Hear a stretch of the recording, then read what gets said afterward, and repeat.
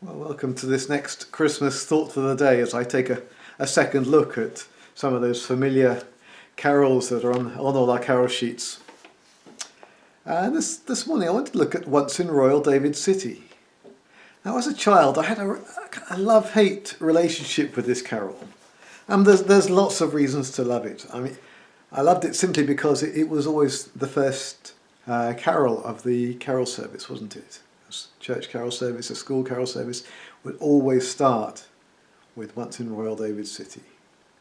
And the first verse would typically be a solo, and I as a young boy, before my voice broke, I aspired to be the one who was picked to sing that solo. I don't think I ever was, but it just was such a beautiful start to Christmas. Like that clarity, Once in Royal David City. And what I could sing, of course, was the descant on the last verse. I could sing that. It just builds to a climax. I could sing it with all my heart, right up those high notes. In the old days when I used to be able to sing high notes like that. It captivated what Christmas was all about, and so I loved it. Until we came to verse 3. Because in verse 3, it talks about Jesus and his wondrous childhood.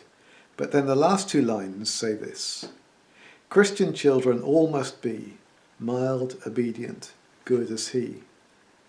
And it felt like this whole carol was just a setup to have someone tell us we've got to be good. Oh, I wasn't a particularly naughty child, but there's just something felt wrong about that.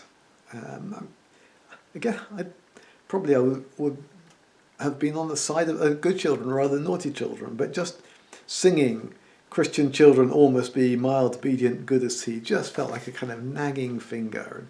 You better be good.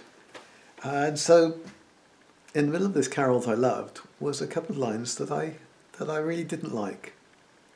I didn't feel comfortable singing them. It just felt wrong. It wasn't about Christmas at all. It was about some nagging school teacher telling me what to do, or very strange. And it seems that on the whole, the love-hate thing has been resolved by missing out that verse altogether. And if you miss out verse 3, you've got to miss out verse 4 as well, because verse 3, who talks about his childhood, then leads into verse 4, which says, "For he is our childhood's pattern. Day by day like us he grew." But as I was looking at the words again this week, I realised that in taking out that verse, we've kind of lost one of those two verses. We've kind of lost something of what this carol's all about.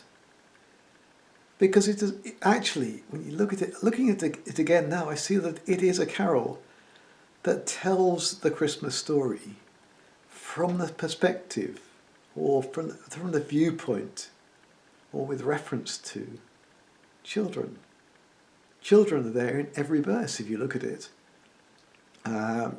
Verse 1, Once in Royal David City stood a lowly cattle shed where a mother laid her baby. Start with the baby. Then verse 2, his shelter was a stable, his cradle was a stall, was still in babyhood. But then verse 3 talks about growing up a little bit. Through all his wondrous childhood, he would honour and obey.